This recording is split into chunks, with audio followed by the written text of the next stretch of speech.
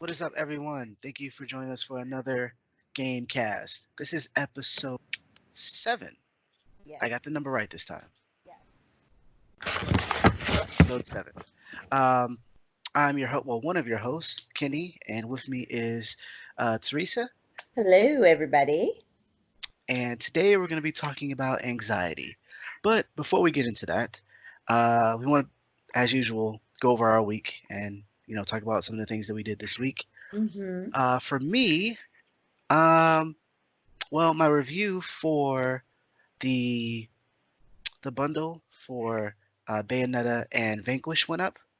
Ooh. That was released not too long ago by Sega and Platinum Games. They had a anniversary bundle. It was the 10th anniversary of those games, and so I reviewed that on the Xbox One, and they're good. Uh, they are dated.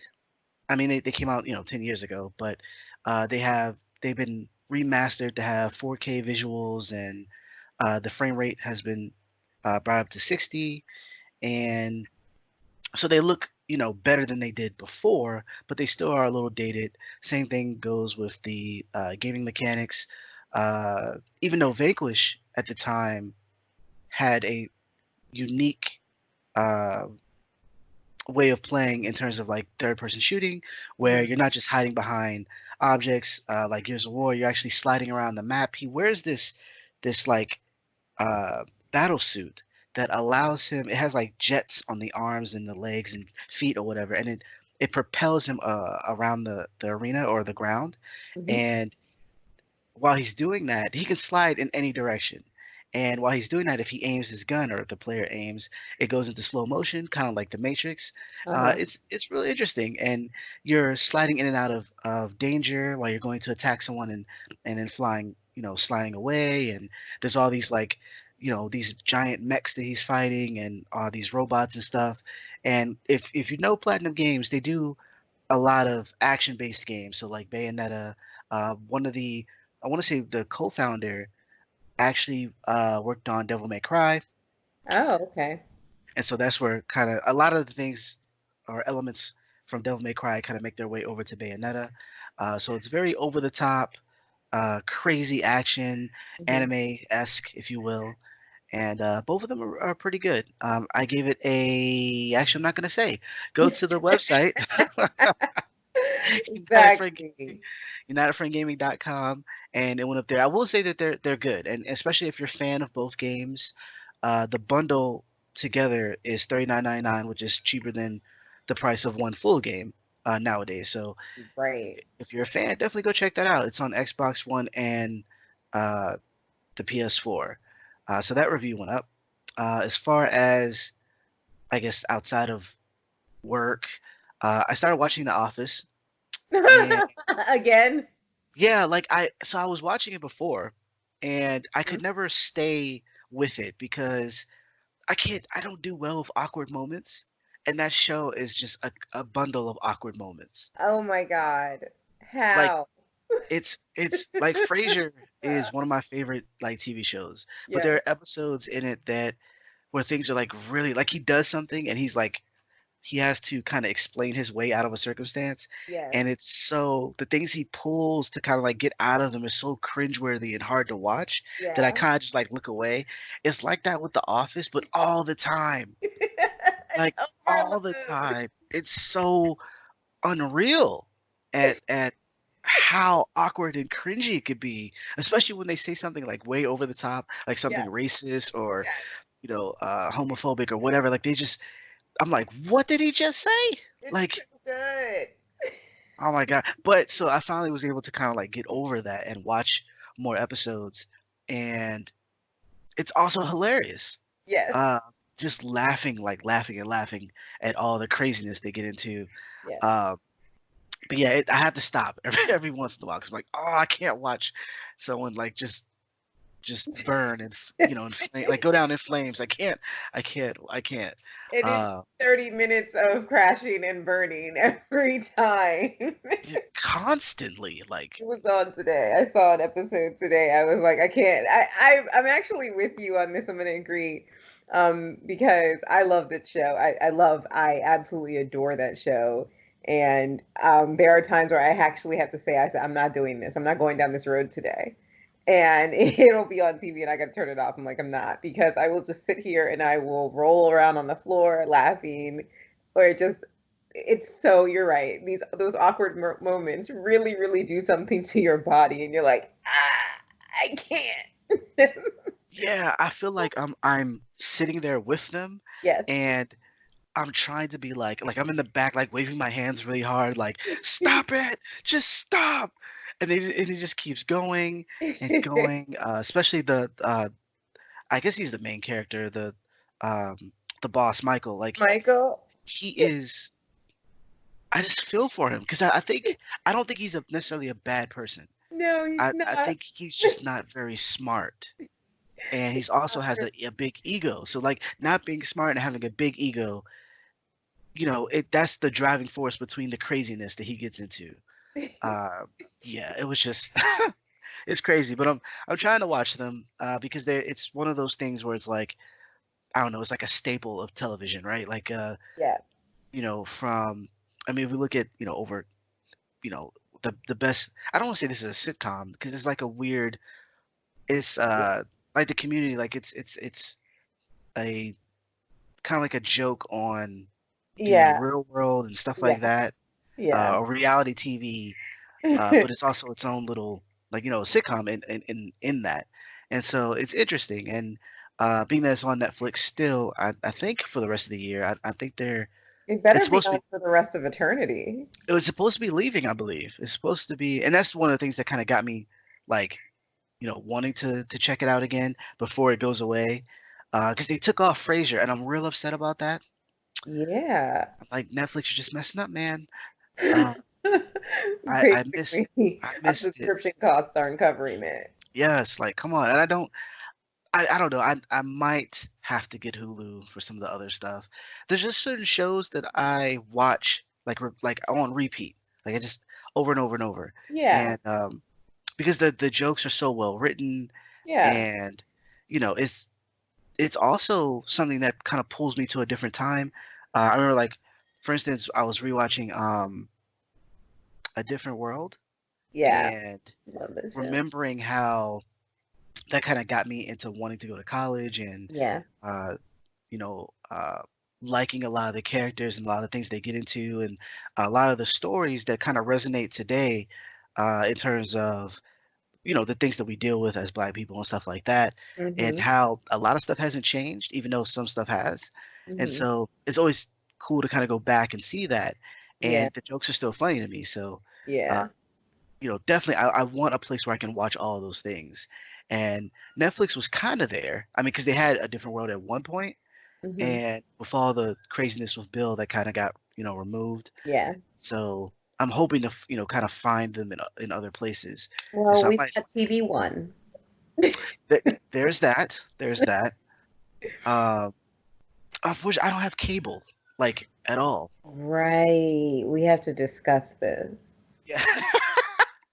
I it's one of those things like, and this is I'm on a tangent, but uh, coming out of college and with my wife now, but fiance then, Mm. we were talking about like, expenses and things that we want to have and not have. And it was like, we must have this, I need this, we don't need this. And one of the things we had to have was internet, obviously, Yeah. because a lot of stuff I do is on the internet. Yeah. And just, not, I guess, normal modern day life, you kind of need something connected to the internet. Yeah. Um, but cable wasn't a necessity. And Mm-hmm. so at first I was kind of like, we don't have cable? Like, totally forgetting that You I had was it in in college. the dorms. Yeah, but totally forgetting that in college, like, we didn't have it for a certain amount of time. And so I was like, I don't know. And come to find out, it was like I didn't really need it outside of a few shows that I get either online or in some other means.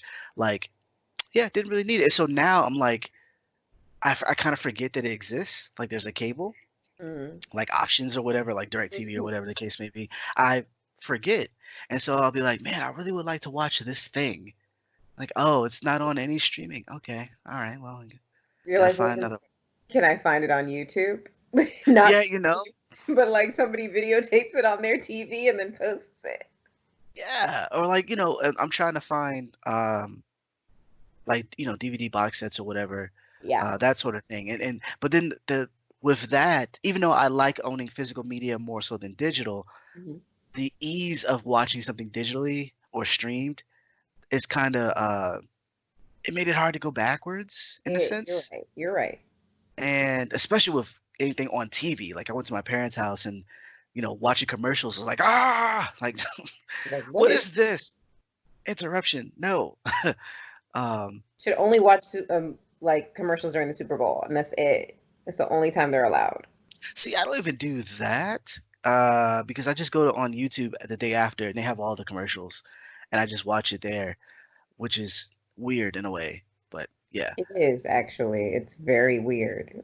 but but whatever. You like Fast and Furious too, so you can't talk. Hey, you know what? It was a very good movie because Cole Hauser was in it. Okay?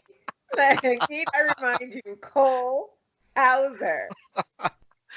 So what'd you do this week? Okay, let's see what I watched besides me watching The Office today as well. The episode where what's his face dyes his hair because he was worried about all the old people getting voted off the island. Oh yeah. Ridiculous. Oh man. Why, Ryan? Ryan, you never should have gone the route of manager. Drugs were not your friend. That's not that Yes. point. I actually watched the first episode of Carol and Tuesday. I Okay. did. And I liked it. And obviously, when you watch anime, especially if you watch it with subtitles, you have to pay attention. And so I was doing a bunch of things this week where I just didn't have time to pay attention. Like I didn't have time to sit for 2 hours to continue watching. So I watched the first episode. I was like, great. Okay, I will watch. I will keep watching. I still think it's kind of interesting that obviously this is not a spoiler episode, but I just found it interesting that you know this girl's like, "Yay, come live in my house. I don't know you. I just met you today, but sure, come live in my apartment." Yeah. That cracked me up because I'm like, "What world are we living in?" Oh yeah, Mars in the year 3000 something. I don't even know what year it is. I didn't catch it. But again, you know what? Anything's possible. So, but yeah, so I caught that. Um I did something I said I wasn't going to do, which was catch up on 90 Day Fiance. And I may have mentioned this on the cast before that I'm obsessed with 90 Day Fiance, but the truth of the matter is I'm no longer obsessed. My sister is now obsessed. I got her obsessed. I am no longer obsessed. My obsessions are no longer like these year-long things that they used to be. Like I used to have decade-long obsessions, like Dragon Ball Z. That stuff is gone now. I don't obsess for those long periods anymore. It might be like 2 months and then I'm like moving on. Why? Because we have the ability to binge. So I can binge 6 seasons of 90 Day Fiance, and then I'm like, you know what? It was better on the first 4 seasons, and now it's a bunch of crap. It's just a bunch of people who want to get famous, and they are doing the craziest things to get on TV. Don't know why they don't get paid that much for being on this show, but I did catch up on that. And of course, if you do watch 90 Day Fiance, you really need to be on Reddit because Reddit is where the real stuff happens. It's like Black Twitter. Like everything happens on Reddit. It's funny. They drag people, they talk smack about everybody. It's hilarious, all in good fun. So I did that. And what else did I watch? I feel like I watched something and I am now forgetting. It's okay. I have plans to go see The Banker, though. It's called The Banker, right? That new Uh, movie coming out. is it called The Banker? I Yeah, don't. with Anthony Mackie. That's It is. yeah. I want to go see that. Nice. Yeah, I have all plans, all intents and purposes to go and see that movie. But it's playing at iPic in Bethesda, so I'm gonna have to travel to go. Mm, okay. But yeah, so I've had a pretty, I guess normal week. Normal week, yeah. Still normalizing, getting back into the swing of things. I know I said I traveled But now I can't even be like, oh yeah, I traveled. That was like a month ago at this point. And I'm still sitting here like, oh, I'm still jet lagged. Yeah. Yeah, you guys should see me when I get a cold. Like the recovery, I'm telling you, it's deep. It's really deep. If I go travel across the country and here we are a month later almost, and I'm still like, I haven't unpacked my bags, which I have, but typically I haven't. I'm just saying, see me when I get like the sniffles. I'm like down for the count. There's towels everywhere, 6 washcloths. Like I end up, I have 3 dogs at that point. I'm like, where did you even come from? I thought I had one. No, two just strays just came over. Like I don't know what's going on in my life. So anyway, yeah, I've had a very silent, interesting, non-interesting week, to say the least. Well, that's good because with all the craziness going on, not interesting is pretty awesome, to say the least. Oh, I mean, because Corona. yeah, there's the coronavirus virus and like GDC got canceled, and because a lot of like Sony and Yeah. Microsoft and a bunch of other people, I think it was Microsoft, they pulled out of the show Yeah. because of concerns. And even though PAX East went, I want to say without a hitch. I mean, there was some craziness there too, but it wasn't like on in terms of the virus. And Yeah. then the ESA is talking about possibly not having E3 this year because of concerns, and so like not it's okay to have a regular okay week without any drama or craziness, or especially with you traveling. Um, Right. Because I almost got corona. oh, I really? mean, it's not really, it's a joke, but I shouldn't joke because real people have it. But I'm only saying it because like I started to feel sick. Did I mention this last week? I started to feel sick Mm. on my way home and everything. And I was like, oh man, I don't feel so great. And then, and my throat was starting to hurt. And then I called my friend who I was actually hanging out with on the day I traveled. We were in San Francisco the whole day. And then, I called her and she was like, and I was like, whoa, where did that come from?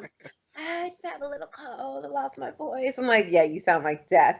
And then she's like, yeah, I got strep and bronchitis. And I was like, are you sure it's not corona? Oh no, I'm fine. It's strep and bronchitis, which is exponentially worse in a way because obviously like people do die from like strep and complications from bronchitis and stuff.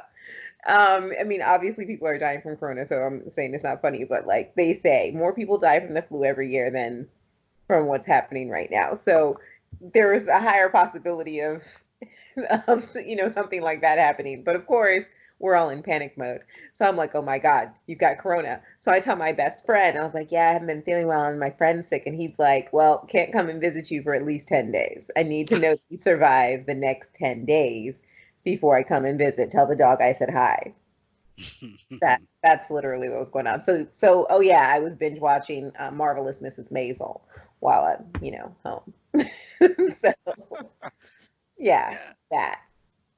Well, that's good. Well, Hmm. today, aside from that, and which is interesting because segueing into our main topic or topics of this week's cast being anxiety, Mm, a lot of people have anxiety about what's going on, because a lot of people don't understand what's going on. right.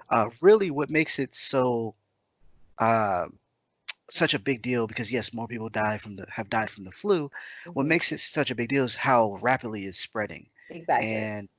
and how we don't really uh with like the flu that we have, or like because people get flu shots every year and things of I that nature. don't. And well, a lot of people do. I don't typically, I but don't. my kids got flu shots this year. And it's usually because of the whatever strand that might be dominant, or what they feel might be dominant, they'll give you the shot for. And hopefully you don't get sick. And in this case, there's no type of anything you could Yeah. take. You just have to do the basic stuff like wash your hands. Um, and which is interesting because people are making jokes about how all the soap and stuff is gone out of the stores, and it's like It is they're though. It's not a joke.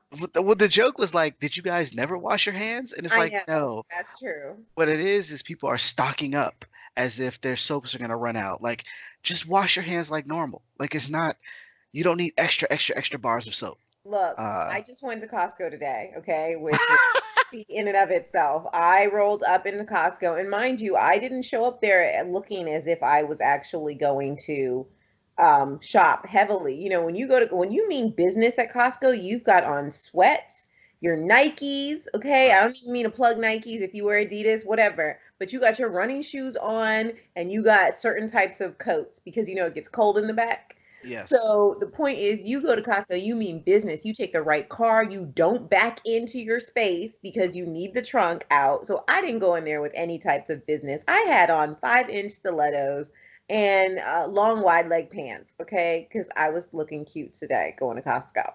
Not the point.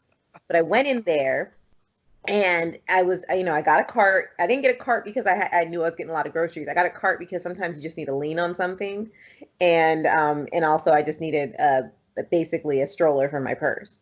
So I'm going down the aisle, you know, the big, huge main aisle. You know, after I pass all the jewelry and the suitcases up front, and I go all the way in back, you know, where they've got the drinks and stuff. And then there's these signs on the cases of water, and it was like limit 5 of all water per customer. And I'm like, wait, what? That's when it hit me because I got a text from my friend a week ago, like not even a week, more than a week. As soon as I got back from California, because the state of emergency went into San Francisco not long after I got back. So my friend had just another friend texted me and was like, "Hey, this is getting really serious. Stock up, XYZ. You know, get water. Don't listen to, you know, it's not hype. It's serious. Like da da da da da." And I'm like, "Oh, okay, sure, whatever." And now I'm in Costco minding my business. I was literally there to get a chicken. You know, Costco chickens are $5. Yes. I was there to get a chicken. I was there to get a chicken and some salad, try to be healthy for the week. And next thing I know, I mean, there's lots of water, but it's limiting them to 5 per person. And then I swing around. I'm like, okay, this is interesting. I swing by the pharmacy, and there's these signs there that says all out of hand sanitizer, all out of masks. And Dawn soap was on sale, 3 for $9. I just felt like it was about to be World War Z. I was ready to grab the nearest crowbar and save myself because it was all hell was about to break loose in that moment. That It reminds didn't. me. That reminds me of when people like okay, there's a tornado or hurricane warning. Not tornado, hurricane because it's like they tell you in advance that the storms are gonna come, Hmm. and people buy all the like water and bread, Yeah. and the water makes sense because you don't want anything that the you know like if there's any type of flooding, you don't want any of that stuff to touch your food. You don't want to drink that water. You will get very sick. Yeah. Uh, so the water makes sense, but the bread, It I'm does. like the canned foods, the canned stuff makes sense because if it gets wet, you can clean it off and open it up, and everything that's inside is still fine. Hmm. Ziploc things, you know, but bread, like, why do you need loaves and I, loaves and I loaves of know. bread? The bread's I gonna go don't, bad. I don't understand that. Like, just sitting around is gonna go bad, mad quick.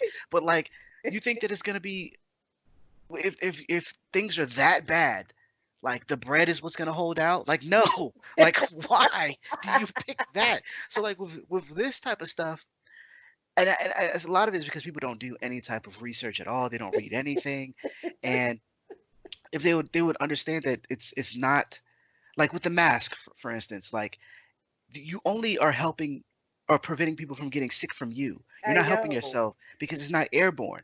If unless someone's like coughing in your face or something. Yeah.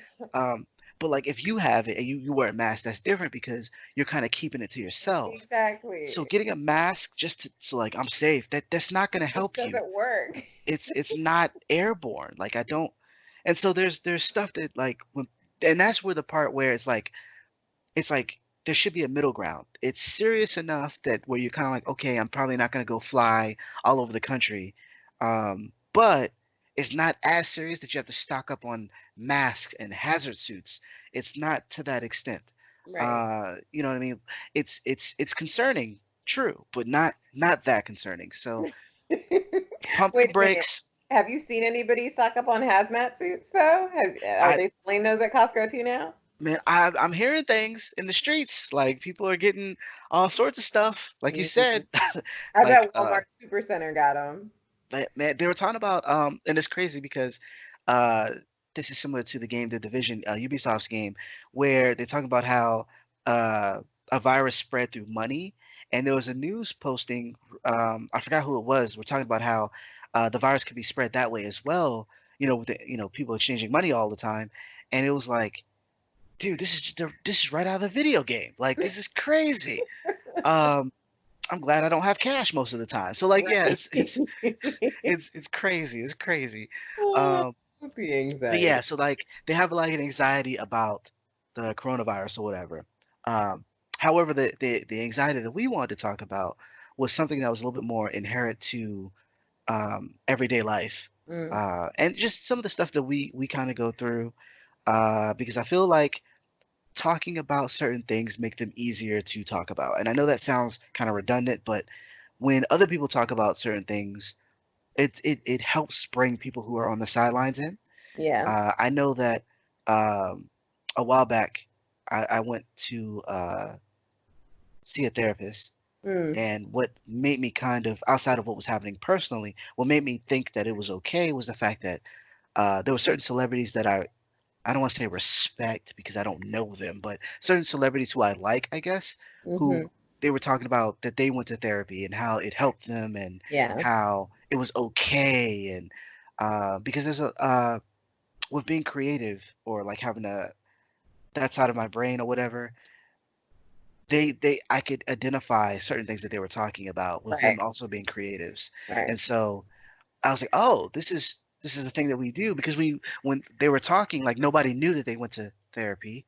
Mm-hmm. They and I don't want to say this to make it seem like going to therapy is weird, but they seem normal for lack of better words. Mm-hmm. And so finding out that they did, it was like, oh, I could do that too, and Yeah. um, it was extremely beneficial.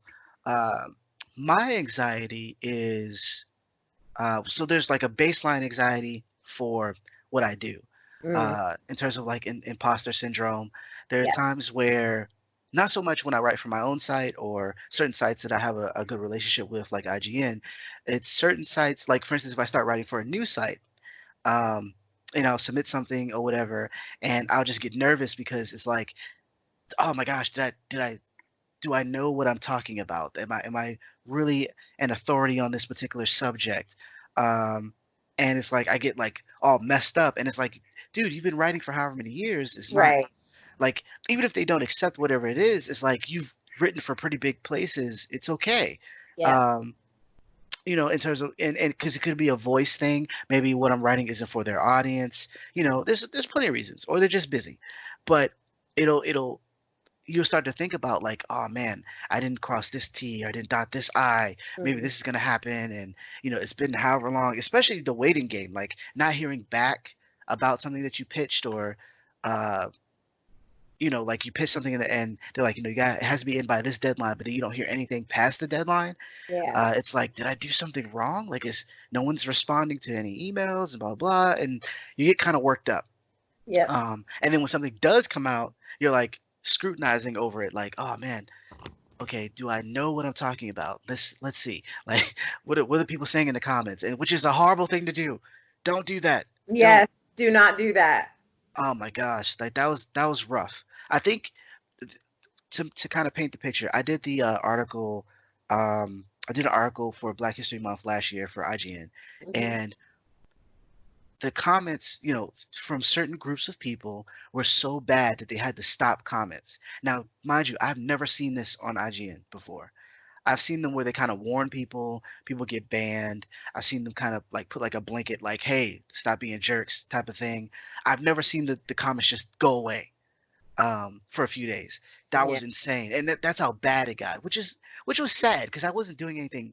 It wasn't like I was saying anything that was explosive. I was just Yeah. saying these are some cool things uh, for Black History Month in terms of black characters who were comic book based characters who kind of made a lot of noise. So like, Mm-hmm. Black Panther and Miles Morales and stuff like that. Like I was talking about these people, um, of course also the actors and actresses who played them. I was Mm-hmm. talking about it in the article, and people were just really upset. I guess they forgot what month it was. I don't know, but it was really bad, and it didn't do me any favors to read the comments. Nope. Um, but aside from that, I also have like I didn't realize, and I'm not gonna go into my childhood here, but I didn't realize like I always had like a low level amount of anxiety, Yeah. and that was my norm. And it kind of it each I guess with each kid that we had, it went higher Right. because in terms of being concerned, like something can happen. If anybody's seen Scrubs, like JD has those daydreams where like you know wild stuff happens. That's what it was like with me. Like when my first was born, she was slightly premature, and so she Mhm. was smaller, and I was just like we were living in an apartment, and I was like, I can't take her outside because like a hawk is gonna come and pick her up, thinking she's a small animal and fly away. And it was funny. Like we laughed. Right. Me and my wife laughed. But then when I took her outside, like to go for a walk, I was legit looking around, like back up, like who is that? Yeah. Like what? Like I just. And so it's the same. Like now I have four, and it's like it's heightened. It's like going to events with them. I'm never comfortable. I'm never. Right. I'm always like looking around. Like I'm always like. Um, and just a little bit of I guess I can go into a little bit of my background like um I was living in different countries because my dad was in the military Mhm. and and when we were living in Berlin at one point there was a lot going on in terms of um I don't know, I guess terrorist is the word. Like where people would come in Okay. and they would do bad things. And so my school that I was going to would have military vehicles that would kind of go around and there would be armed guards kind of walking around because they didn't know what could happen. And Right. so my parents were very much like, don't it went way beyond don't talk to strangers. Like you need to be able to find an exit. You need to know where you can go if this happens or this happens. Um and that kind of like got ingrained. So like the low level anxiety that I had was kind of heightened over the years to Yeah. where wherever I go, I need to know where the exits are. I need to know how many people are here, and I do it like without thinking about it. Um, and so when that like it was different though with me just being by myself or me being married, Hmm. because it was like I'm responsible for another adult, Yeah. and with kids just get into stuff. Oh yeah. Uh, and like I have one child who's very huggy, and she goes to hug strangers. I'm like, you can't do that, you know. um, Oh, and good. so like my anxiety, and it gets to the point where, Oh. and then it also goes over to uh, I because I homeschool, Yeah. and like let's say like I got sick a while back, I couldn't teach, and so I'm like beating myself up because I'm like, oh my gosh, like she missed however many days of school, and Hmm. she's gonna fail. It's gonna be my fault, and like it just skyrockets. Yeah. And what it does is it takes your logic because there's logic there. You Yes. understand that what you're doing isn't logical, and but it just takes that and just throws it out the window, Yep. and you're kind of stuck with this like these overwhelming emotions. And after a while it can turn into something else. It can I've had panic attacks that I thought was Yeah. a heart attack because it feels similar. Yeah. I've been depressed before because it was like everything that you what happens when you're especially with a guy when you have an anxiety, Hmm. you can't it's hard to do certain things. Hmm. And what you do on the opposite end is you tell yourself, oh, you're being lazy, or you're being, you can do it, you just don't want to. Mm. And what that does is it burns you out because Yeah. you don't know what to believe. And so what you might do, in my case, you struggle through it, not say anything, Hmm. and before you know it, like you walk into the kitchen one day and you just burst out into tears and you don't know why. You're like, what Right. is going on? What just happened? Nothing happened. I didn't get Nothing happened. hurt. What? But the sky is blue and the water's boiling for the tea that I wanted, and nothing makes sense. That Yeah, did not happen to me today. It did not happen to me today.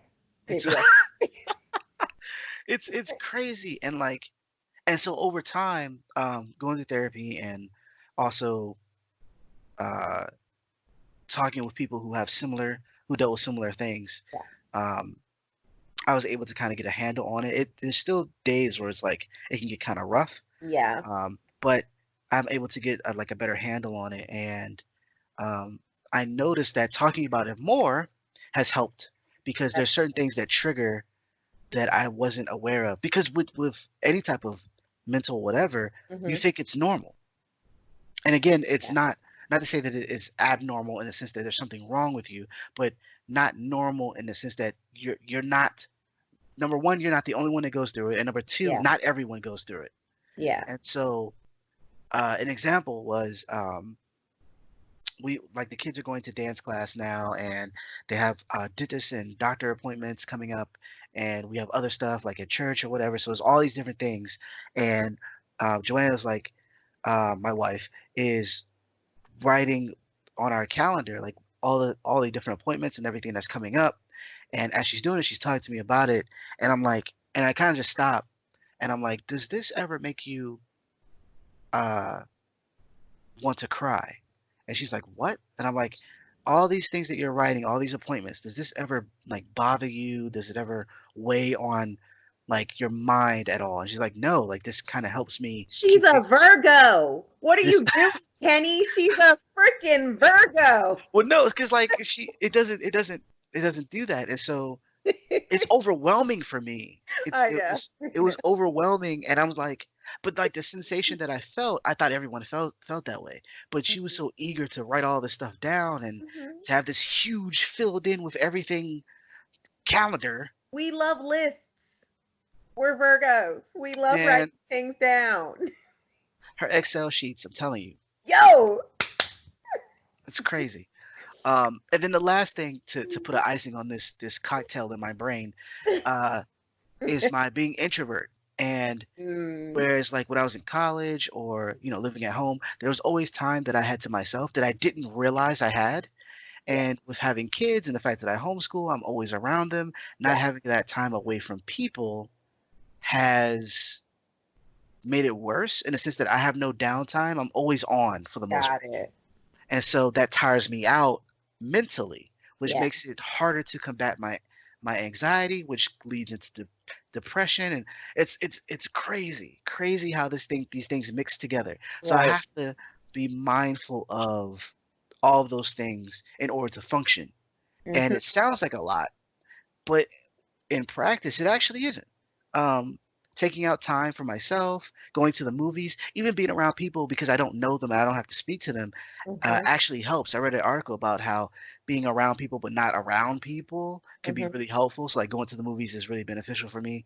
Hmm. Plus I like it, and or taking time like when my wife comes home to kind of like tag and like I'll talk with her for a bit, and then I'll go to our room and just stay and listen to music. Something Hmm. that kind of like brings me back down to a even level. Hmm. And then same thing with let's say there's family events coming up. Hmm. Maybe we've gone to a little too much, we've gone to a lot of family events. I'm like, Yeah. you know what? I might want to sit this one out. Yeah. I need to not be around people. Yeah. Uh, and talking and working through that has made that type of thing a lot easier now. Yeah. When we first got married, we didn't I didn't know why I didn't want to go to the family events Hmm. uh, at first, and it was kind of like I just thought it was like we just went to a party. Why are we going to another party?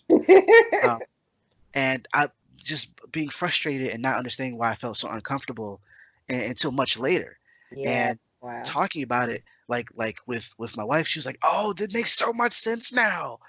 Like this is easy. We can work this out, no problem." And so we Yeah. kind of Yeah. compromise, and you know what I mean. And so and I what I've also noticed that with sharing it on social media and in other places, that there's other people who are like me who don't have that outlet, and Hmm. so they kind of just live with whatever. And it's like, you can talk to somebody about it. You Yeah. can, before it gets to the point where it's crippling, like you can talk to someone and especially someone who understands and get some help. It doesn't have to be this weird, um, especially with guys where it's like, like I'm some type of mutant or I'm a freak or whatever. Like no, like there's mental health is important It is. essentially, Mental and health is health. yeah, and so that's how I kind of where my anxiety comes from. Yes. which makes complete sense. It's be called, I like to put it simple. It's called being a human, and then it's on top of that, it's called being a parent. Yes. You know? And so sometimes I think about all the times when my mom yelled at me, and I was like, yeah, now I get it. You know? So even though she was being completely unreasonable half the time, but yeah, now I get it. Those are the things that parenting brings to you. And I think it's great. I mean, talking about going to therapy, therapy is great. And you don't have to have something wrong with you per se to go to therapy. Everybody should just go to therapy. And Right. I do wish it was cheaper. I obviously people listening don't know, but my sister is a therapist. And it would be great. It would be great, I know, because at least now in the year 2020, obviously 2019, 2018, we were making good moves, I think, in the public where it was like, you guys, hey, mental health is really important. We really need to focus on this X, Y, and Z because you focus so much more on just the body in general. Everybody talks about cancer or everybody talks about diabetes, and didn't seem like anybody was really talking about mental health for a long period of time. It was just like, oh, throw some medicine at it, throw some Prozac at it, you know. And so obviously over the past several years, it seems to be becoming more important because people keep getting shot up. So obviously it's important to talk about. And then at the same time, like, I've gone to the doctor and I see these questionnaires. At first, I was actually kind of irritated. I was like, why are you asking me these questions? Like, do you think that I'm going to like shoot up a post office?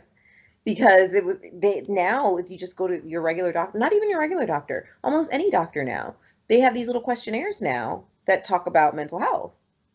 And I'm like, well, obviously now that I understand it a little better, I'm like, oh, okay, good. I'm actually glad you're asking these questions because now I don't have to bring it up to my doctor that I'm out of Xanax. Like, hello, I do have problems. Can we talk about this here? Instead of saying, instead of waiting for, like for that opportune moment or whatnot. So yeah, I have anxiety too, and I had it all since childhood because I didn't realize that was my operating baseline either. I just thought I was hyperactive, but yeah, I'm ADHD, so you know, so it goes hand in hand, right? And listening to you talk about um, how you were in the military and how basically you were always on threat level 5,000. It was like, hey, you got to be ready to go, grab your bag and run. That's Yeah. very PTSD like. It's because PTSD doesn't always have to be from one like incident. Like, 'cause I know some people do think of it that way. It's like, oh, it was this incident. I was in a war and I dropped a gun on my foot and it was really heavy and my foot broke in 10 places, but I still had to run and I had to carry my buddy all the way out of a foxhole and all the way across a battlefield, and boom, that's the cause of my trauma. And it doesn't have to be like that. It can be repeated, it can be continuous, it can be an entire lifestyle over the span of 10 years that brought you to a certain point, which is what you live in now.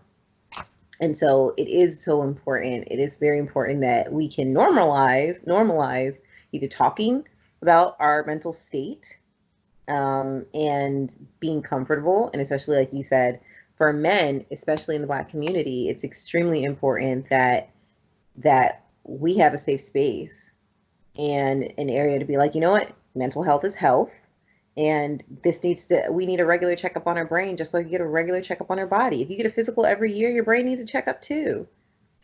It's Yeah. part of your life, and these are things that we've been able to throw by the wayside due to funding, due to money. So sorry, let me go back to the tangent that I was on. My sister is a therapist, and therapy is expensive, and everybody knows this. Depending on what your insurance plan, you might have an insurance plan that gives you free um, the preventative. So you might be able to get certain type of therapy for free once a year or something like that. But that's not necessarily what you really need as a human, as an adult or as a functioning person, as a child or whatever.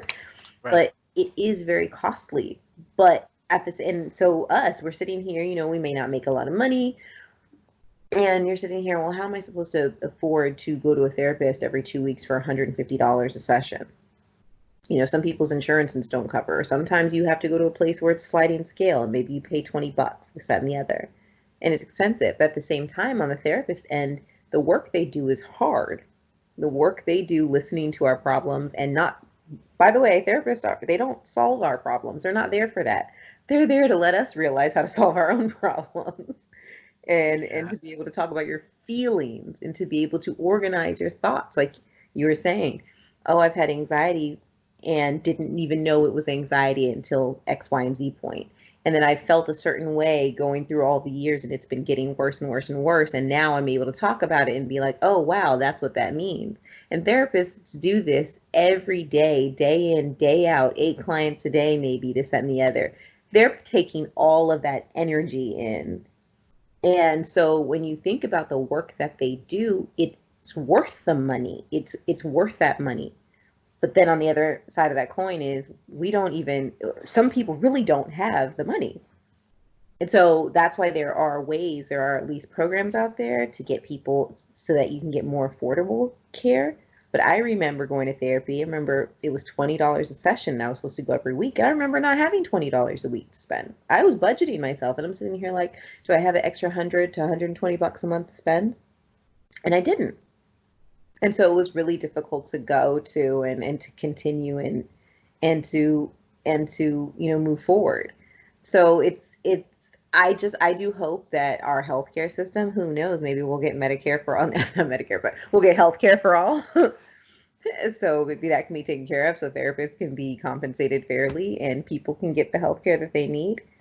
Yes. Hopefully one day. I, one day. One day, right? But no, and you're right. It does help to talk about it. I know you and I talked last week off air because, I am diagnosed bipolar 2 and I have anxiety and ADHD. And so I'm like a whole mess of things. Happily. Happily moving on.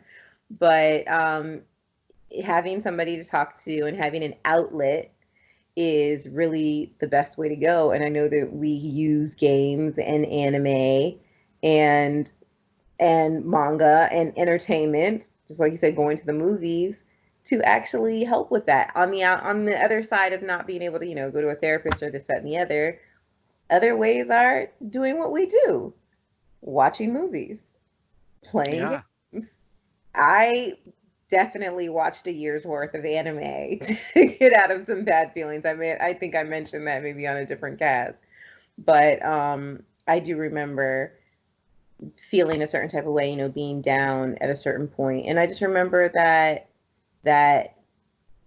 I had my job for myself was to make sure that I made it home in time. I got home from class. I was in college, and I would record Dragon Ball Z off of TV. That was my therapy. That made me feel better because I was sad otherwise. And I don't want to say that it's just a distraction, but it definitely was a way to help me deal with some of the disappointments. And I can't draw very well. I really can't. But I can draw if I put my mind to something. And that's actually what I did. I tried drawing characters. My favorite character is the worst character, Yamcha. So I'm sitting there trying to draw. At least I recognize it. Yamcha's terrible, but I loved him. Okay, he was the bomb. I mean, Trunks too, but he's questionable. And Vegeta. It went in that order. It was like Yamcha, Trunks, Vegeta. When Vegeta got a little bit taller, because he did grow. He did. Nobody can deny that he actually grew up. Maybe it was just the Yeah. hair that got taller.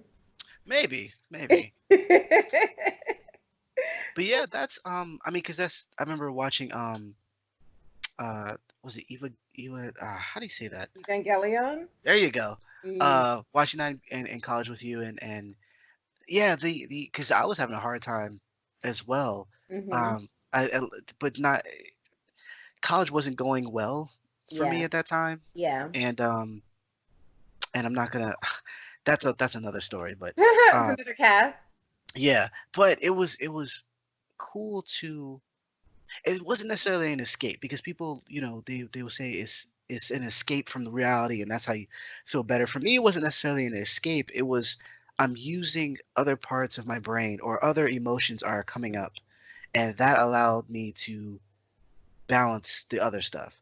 Yeah. For instance, like I'll watch comedies, and because I'm laughing, Yes. that releases, certain Endorphin. chemicals, and though that helps me. It's kind of like with a kid, like when you hug someone, Yes. the chemical that releases is like it's kind of like that. Like Dopamine. yeah, like I'm not. So the reality is still there, but this is helping me to calm down or to like I'm laughing and like you Yeah. can't, they say you can't be upset while you're laughing, and so Nope. um, that was the help. The same thing with certain anime, and it's also why on the flip side I couldn't watch certain things like there was this show that came out on Netflix that was I want to say it was last year, um, where it dealt with um, the people who are sorry the guys who were convicted of rape, but they didn't do it. The black guys. I'm Oh, blanking the on the name. five. The, Yeah, I can't remember the name of the Central show. Park Five. Yes, the Central Park Five.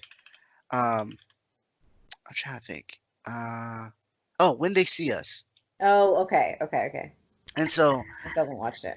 I was, that was having a rough time at that point, and the show came out, and it was interesting. I had wanted to see it. I had read about what had happened, but I kind of wanted to see the you know this show, and I saw the first episode. I'm like, I can't do it. Yeah.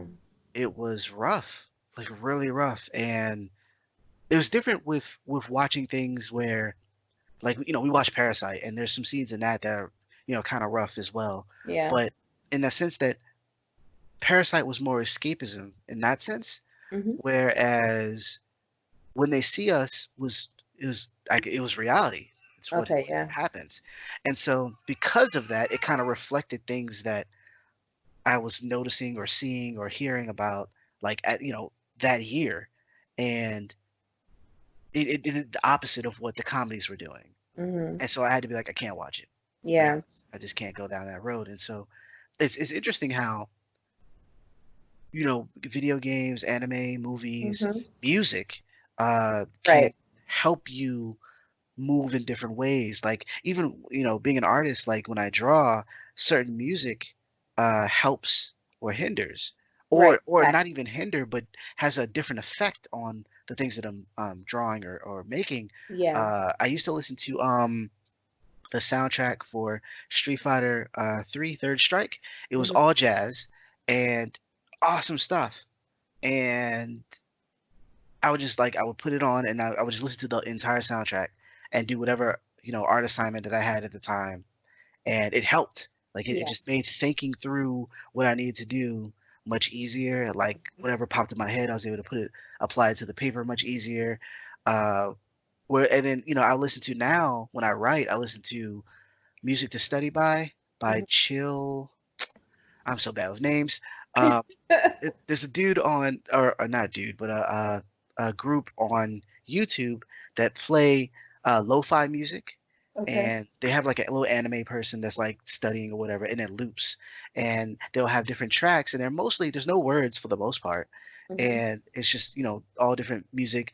Uh, a lot of it is kind of hip hop ish, Okay. and it kind of just helps like get whatever thoughts out of my head onto the paper, and so yeah, like anime stuff like that. Like those are good things to do or to watch when you're having that downtime, and you need to kind of like rearrange some things in your head, Yeah. uh, and and not even to feel obviously you don't want to binge to the point of like you're not getting things done and you're not taking care of yourself, Hmm. but those things kind of help. Like it's okay to kind of lean on those things uh, if they're helping you kind of cope with certain Right. things. I agree Uh, with you. I do. I mean, like, and I do remember being younger. I think because I kind of had, obviously, I wasn't diagnosed until my 30s. So I had issues all the way, through then, and I was just dealing with them the best way that I knew how. Um, was I diagnosed with that? It doesn't matter. I can't remember. Anyway, but no, I actually think I was diagnosed in my 20s. That's right. Sorry. And and I I dealt with my issues the best way that I knew how, and I knew that sometimes I needed to escape. Sometimes I needed complete escapism, and then there were other times where it was just I needed something to lift me up. And I definitely used like a video game to escape because you could ignore things. You could just focus on this, and at least you're distracted. So that's there. What did I used to play when I was younger? Tricky, like SSX snowboarding. Oh yeah, Um, yeah. that was fun for me. I mean, I didn't. So my brother had a PlayStation 2. When I lived at home, my brother is the one with the game systems. I never owned one. I got his old Nintendo, which I still have, and I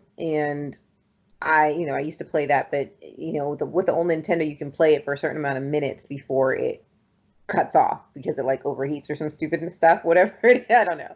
Anyway, that's not the point. Moving on. But my brother had PlayStation too. So I would have to like sneak into his room because he told me he's like, you can't come into my room, right? He's a grown man and whatever. He's like, don't come into my room. Yeah, I'm gonna come into your room. You're working at Whole Foods. Like I can't. I'm gonna go in there. I'm gonna play your PlayStation while you're not home, and then I'm going to go back. So it was Dynasty Warriors and SSX, whatever he rented from Blockbuster, because that's what we had back then. We grew up with a Blockbuster for you young folks who don't know about that life.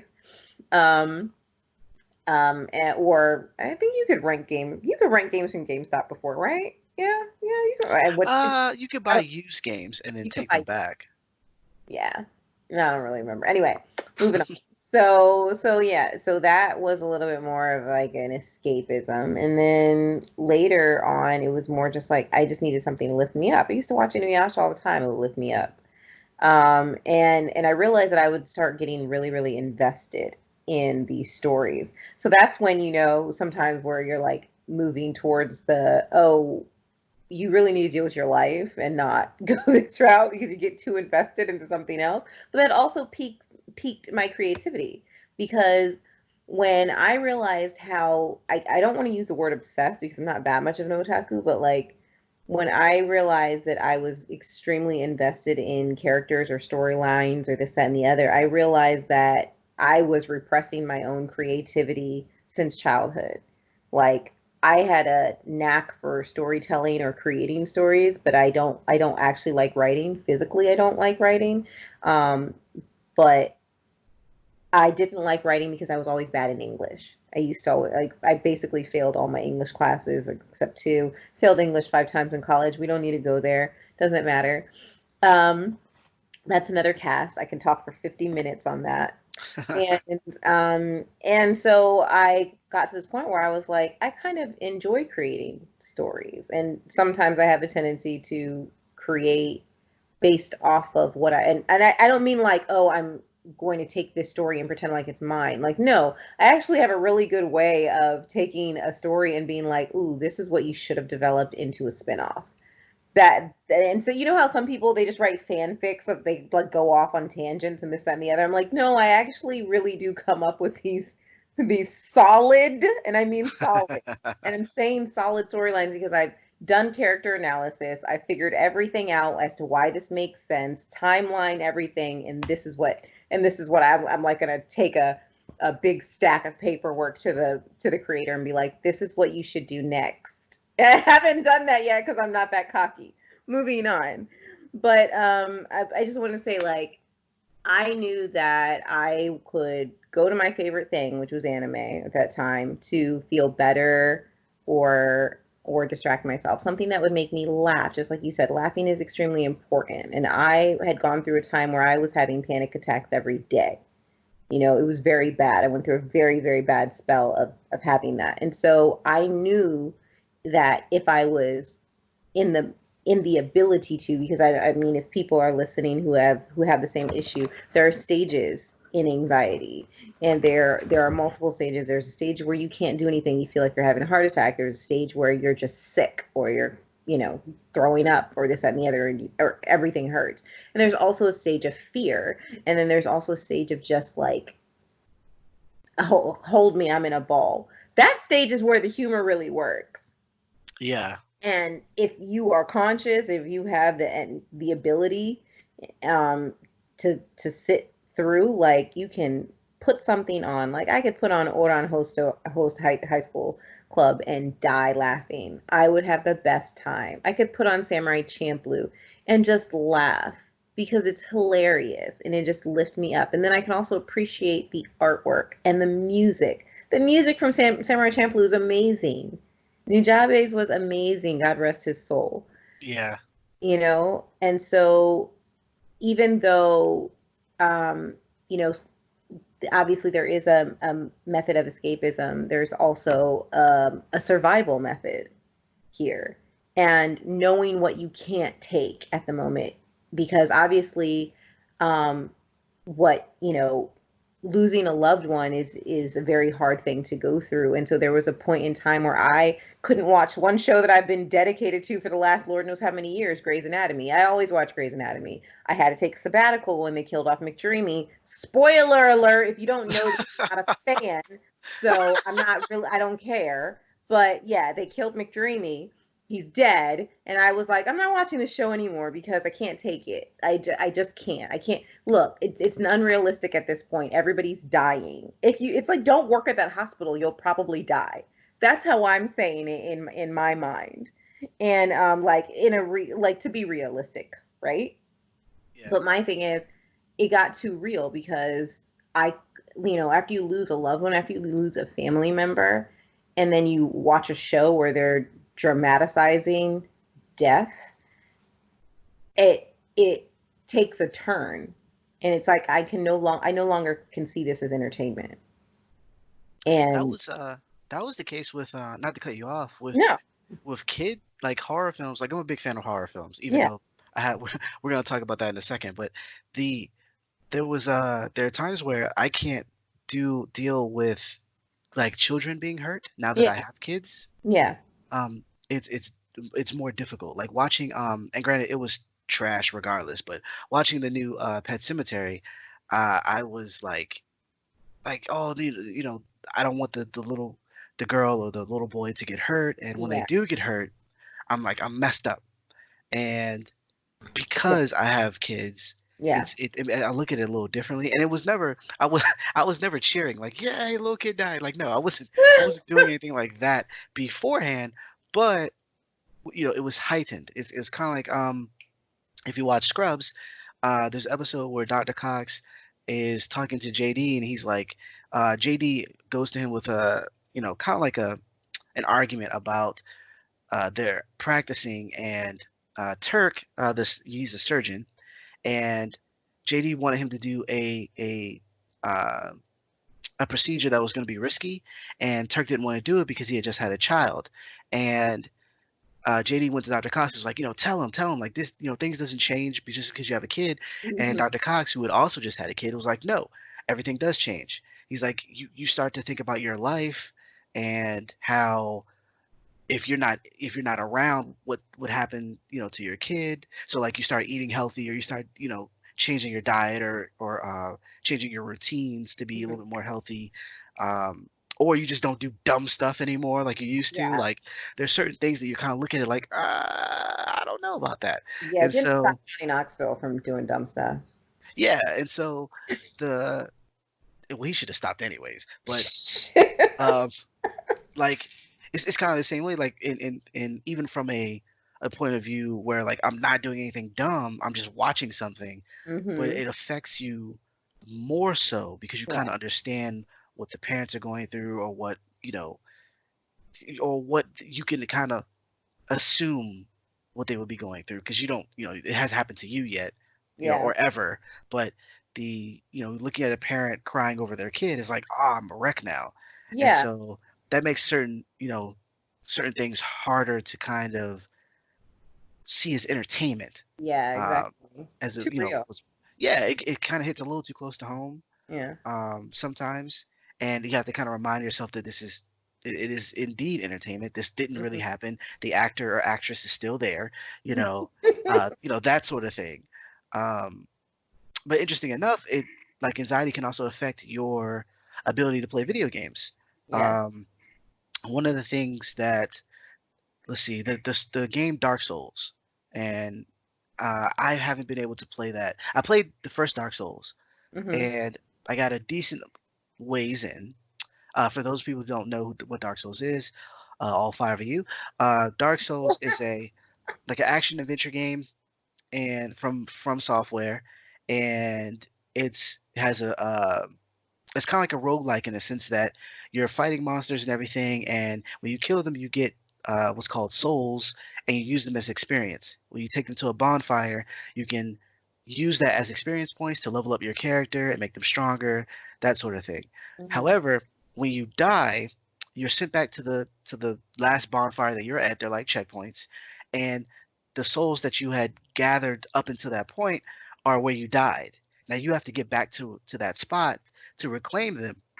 If you die again, you lose them all. And Ooh. so that made it that was really tough for me because every time you go to a bonfire, whether you're saving or you just died, all the bad guys, except for bosses, all the bad guys respawn. And it was one of those things where like I didn't want to go back and like take a wrong turn, or there was a part where like I'm running up the steps, like I'm trying to get back to where I was, and I took a detour, not Mm-hmm. realizing it, and a giant boulder came and crushed me. And I was like, what just happened? And so like there's trial and error, and you kind of get over that. So I got over that hump, and I was able to get back to where I left off and everything. But there's this sense of like if I take this turn, I might run into a boss that I'm not ready to fight yet. If I go over Yeah. here, I might get attacked by these creatures. I hear noises on this side, and interesting enough, that isn't the case when I play survival horror games. When I played like Resident Evil the remake recently, I was able to beat that no problem. Mm-hmm. And I guess with that game, it was the idea that like there might be a zombie down the hallway. I have like a big shotgun. I'm okay. And Mm-hmm. even if I do die, I just go back to my save point. I don't actually lose anything. Maybe a little time, because it took me how much time to get to that spot. I might lose that, but for the most part, I don't lose anything. With Dark Souls, it was like if I didn't block this attack the right way, I would be killed even by a small grunt, and I would lose my experience points, and that would make the game. I mean, it doesn't totally ruin the game, but it makes it more difficult to kind of have to refight those same characters again Right. because you have less experience, and so on and so forth. And so my anxiety would spike. I would Got it. play, I would play, and then I can't. Um, and another game I was playing, Ubisoft Zombie, and it's funny because it didn't start out this way. Zombie was just like any other survival horror game. But the trick is it's also roguelike in the sense that if you die as your character, you respawn as a new character. And that new character has to go out and find your old self, who's now a zombie, and kill them to get your belongings back. What? The thing is though, that never bothered me, but I played for so I actually wrote an article on this. You can find this over at fanbyte.com. Uh, I I played so well that my character never died. I was always on the first character that they started me with, Oh wow. and I got close to the end of the game. And the thing is, I got so I guess attached to the character that now my anxiety's through the roof. Got it. Yes. Like if it's crazy because if I would Yeah. have died 100 times, I'd be Yeah. like, whatever, it's just another character. But the fact that I lived so far all the Yeah. way up to this point, I'm Yeah. like, I just can't die. Like, Can't play anymore. I get it. No, I totally understand. That's real life, though. What you're explaining, because I was about to ask you, but you explained it to me perfectly. What you're saying is very, very similar to just real life in general. hmm, Your anxiety is more about it's the work. It's like it's the fact that you could lose everything, and that's actually very relatable to real life. yeah, Like, you remember the movie Ready Player One? yes, And that's what everybody in Ready Player One was afraid of, losing all their money because they put so much effort into their characters, into yeah, winning and doing the races, and they put so much work. But if you lost well, not if you lost a race, but if you got killed in the race, that was it. That's everything. If you got killed, if you got shot, if anything happened to you while you were in the what was the place called? The Oasis? Yeah. You're done for. Yep. And You you had to have to start start over. all over. It's very, very relatable. Um, and the reason I really wanted to listen to your side of it, because my side is it's more of just the fear. Like, I don't like to play horror games. I don't like to play scary games. And like then that doesn't bother you. But I don't like to be scared. And and to be honest, I'm not even the type of person that scares easily. You can't scare me easily. I don't know. That could probably just be my maintenance medication that I take on a daily basis. Mm. But you can't sneak up on me and scare me. It doesn't happen often. I've had people try to do it all the time, and I always tell other people, like my other coworkers, like when they used to get spooked, I'd be like, "That's because you were thinking something you weren't supposed to be." I'm like, somewhere in your mind, you're doing something you're not supposed to. That's the only reason why people get spooked, because you were traveling to another place. Somebody brought you back to reality really quickly, and you're like, I was like, but Yeah. me, it doesn't happen. I don't scare easily. You don't sneak up on me and scare me. I'm pretty much just like, yeah, because I kind of have this baseline of I already live in a haunted house type thing. Right. Right. But I don't do well in video games where something pops out of nowhere. I like to be able to see what I'm doing, which is again why I like like stupid games because I love, I'm telling you, I love games that make you think. Like I love Tomb Raider, like when I used to play it on the Dreamcast, obviously before I got my Xbox One and whatnot. And wait, and my Xbox. Anyway, I used to just I loved playing Tomb Raider. Like I think the first Tomb Raider I ever played was Chronicles, Okay. and that's how I learned how to play from that game. And then I went to the game that comes out right before Chronicles. I forgot what that one was called. Doesn't matter. Okay. Um, but because it made you think, it was all about, okay, what do you do in this situation? And you don't really have many clues. You just have to figure it out. You just have to try everything. You have to die 50 million times, and you just have to try everything until something works. And you're like, wow, okay, that took me 6 weeks, but whatever. Moving along. But I was never good with the fact that, hey, I'm trudging along. I'm doing really well in this game. I'm so proud of myself. And then next thing you know, a Rottweiler just comes out and attacks you out of nowhere. Why would a Rottweiler come out? Why? You know what I'm saying? But why? And then like I'm in the two. So the game before Chronicles was the one where Lara Croft apparently died in the sand. The Yeah. Last Revelation. Last Revelation. I loved that game. Okay, but like I said, I had to play with my friend Kyrian because I would get scared because we're minding our business, and then like the tomb goes dark, and then next thing you know, little Anubis dogs run out, little Dobermans, and they just come at you. Or you're minding your own business and you're just walking, da da da, and then next thing you know, some skeletons come out and start attacking you. And I'm like, what the heck are these skeletons doing here? Or you could just be walking and then all of a sudden the floor you're on turns to spikes and you die. And I'm just not good with that in the video game. I don't like it. I like to expect things. And and so because I can't really do that on my own, I don't play, and that bothers me because I have games that I really do enjoy playing. Like I like learning, I like figuring things out, but I don't really like to be surprised when I'm playing a game. I don't, but in real life, I mean, I can deal with it in real life. I just can't in the video game. So I don't know. Explain to me, what does that mean? I mean, that's. I mean, because there's different ways that that those things can affect you. Because like when I first started playing, the first survival horror game I played was Resident Evil, Mm-hmm. and before I went, backwards and forwards. And so one of the scenes early on, anybody who's played Resident Evil, they know like you're walking down this long corridor, and these dogs jump through the windows, and they scared the crap out of me. And I dropped the controller, and I ended up dying, and or like I think I was fumbling first. I was trying to shoot them, and I was freaking out because before that you had zombies, and they're slow moving. it gave me time to kind of like, you know, be okay with like, okay, I'm gonna aim, I'm gonna shoot. Do I have enough bullets? All right, cool, let's do this. And but in that scene, it was like they just crashed through the window all of a sudden. Mhm. And so, and then and what it does is it goes to like a kind of like a cutscene, or a cutscene. It's not a full cutscene.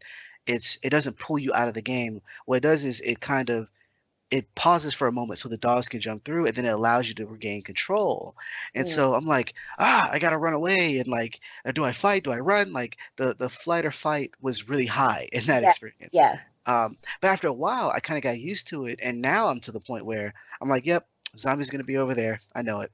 And so like I have like I still enjoy them, and there's like a little bit of anxiety that I get from them, but for the most part I played them for so long. There's things that I just kind of know or Mhm. feel like is going to happen, and then they kind of go into the realm of horror film where it's like there might be momentarily or moment things that happen that are like scary or Mhm. like, oh, that was a pretty good jump, but it didn't really bother me for the most part, and then I just move on, and we go about uh killing the monsters or fleeing or whatever the case may be, so it doesn't bother me anymore.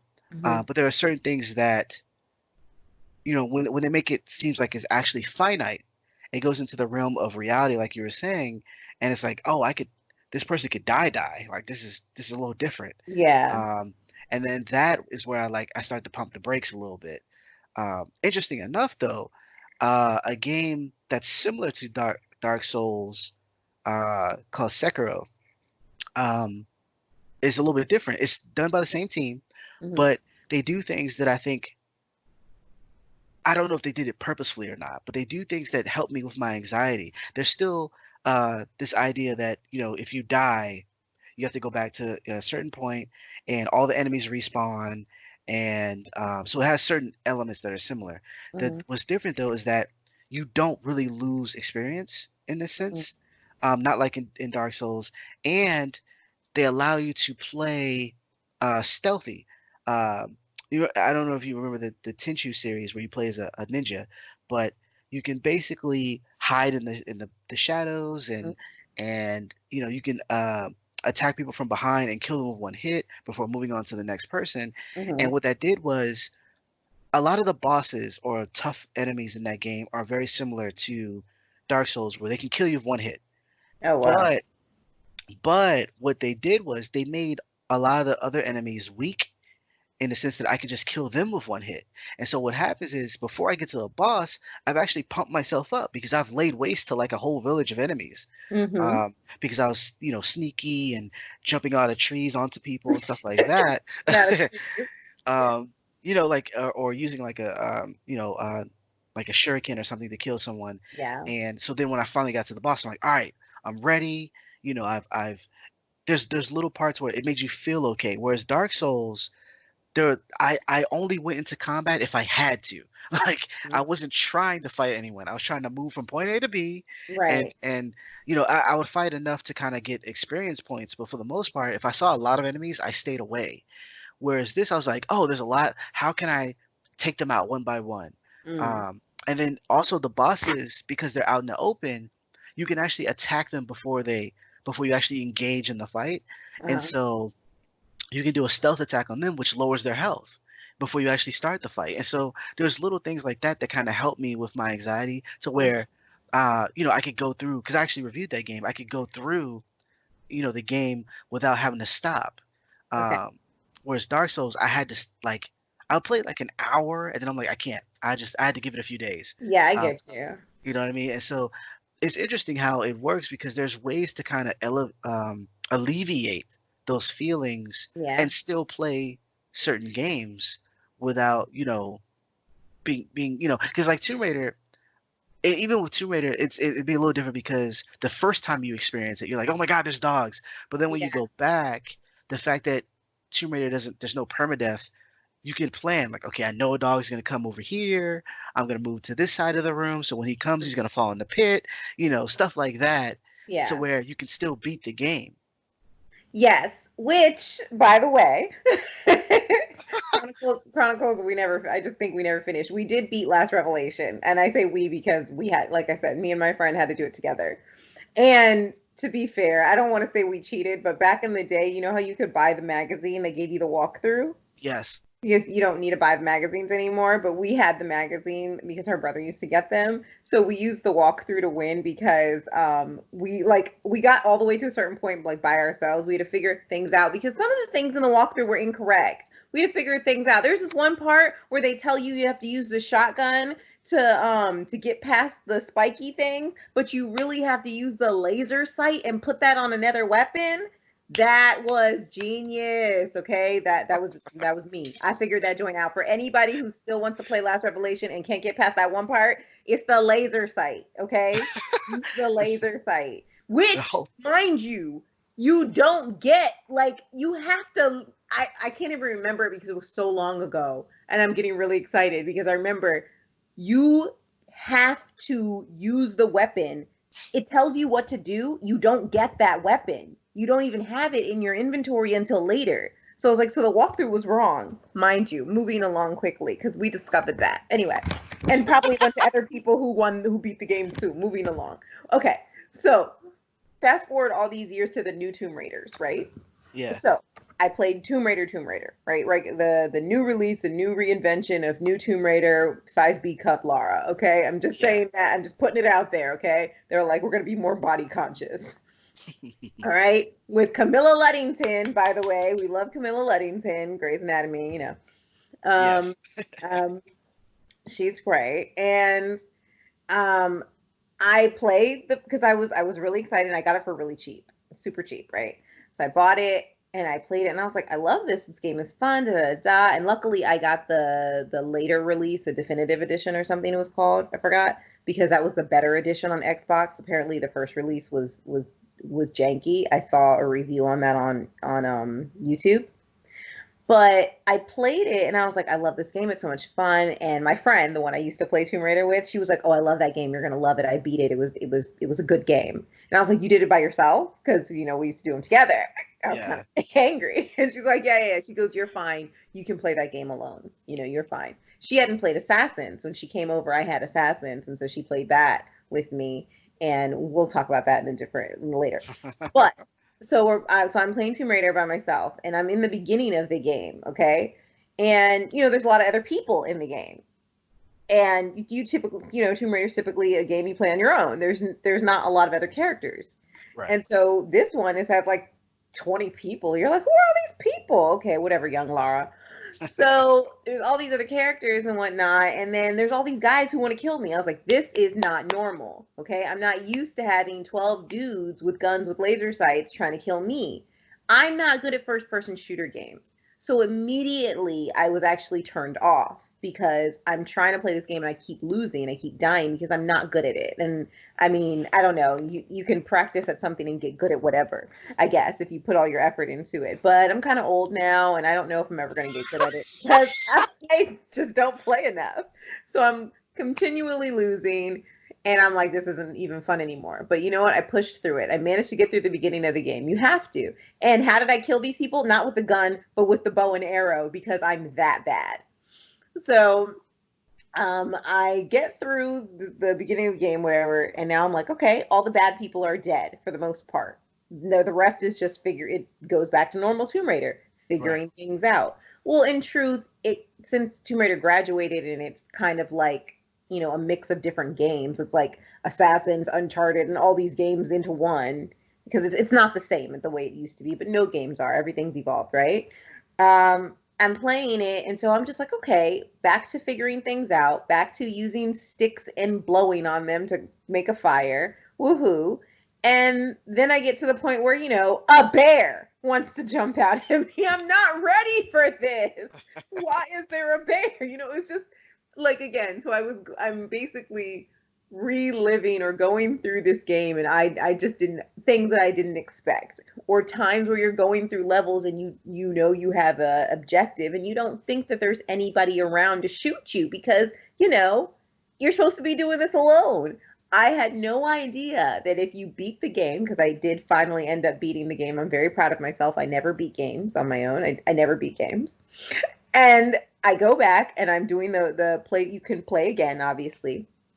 even though it doesn't make any sense because you did all this effort to get off the island in the end of the game. And now it's like, oh, I'm just going to go back so I can get some, I don't know, shiny things that I forgot in the wild. Like, it's just dumb. It doesn't make any sense. Anyway, so you go back, right? And you can play the level. I go back to this one place. I go back to Shantytown because, you know, in every game, there's a Shantytown.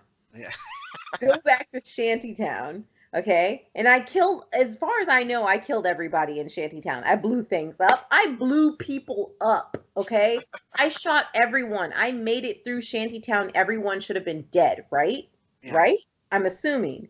I go back into Shantytown because apparently there were a couple of those extras that I missed, like some of those relics and stuff that you're supposed to get some cool thing at the end of the game. Right. I go back to Shantytown. I show up there. I'm like no problem in the world. Walking through, I'm going through my route because I know where to go. Next thing I know, I get shot dead. I was like, what? I'm like, and so I'm like, wait a minute, wait a minute, wait a minute. Turn the game, you know, go back. And I keep getting shot at. And I was like, why are there still people in Shantytown trying to kill me? And so of course I go on the internet because the internets have all of the solutions. And some reviewer has said, do you think the game would be that easy that you can just go back and just play without any resistance? No. And I'm like, okay. See, this is where I have a problem. I know I'm kind of off topic, but this is where I have a problem, okay? This is where I have a problem. I have a problem because the storyline of the game is get to island and figure out what, you know, this Japanese relic is or whatever and get it and get off the island, right? But while you're there, you meet horrid resistance of some crazy faction of crazy people that you need to kill. And you basically kill them. That's how you beat the game. You have to kill everybody. That's the point. And anybody who you don't kill, it doesn't make sense why they would stay on the island. All those idiots who didn't die should have been on the first ferry out. Why? Because the relic has been found and it no longer exists. It's gone. There's no reason for those people to stay on the island anymore. There's nothing for them to gain. Their leaders, you know what I mean? So Yeah. my point is, when Laura and friends escape from the island on their freighter, and the other idiots that apparently didn't die should have left too because there's nothing for them there. If Laura, for some reason, tells her peeps, please turn this boat to, no, sorry, please turn this boat around. It's my father's boat, and I left something shiny on that island, and I own it. I'm going back. So they turn the boat around for her bratty self because she's rich. She's a brat, and she's rich and always getting herself into trouble. She's privileged. Goes back to this island to get shiny stuff. Why are people still there trying to kill her? It makes no sense in a literary sense. It's not logical. It is not logical that those idiots would still be on the island. Now, game purposes, just like the guy said, I could understand why they want you to go back and have to, you know, have some sort of resistance so that you can get what you want. Game logic, yes. However, realistically, it doesn't make any sense. It really doesn't for the story. If you want to have a good plot, you need to make sure your plot has no holes. And that, my friend, isn't a hole. It's a crater.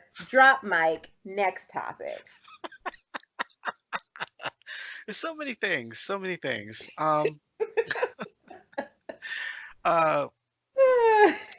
but yeah, it's I actually never got a chance to. I mean, I played a bit of the new Tomb Raider. I wasn't.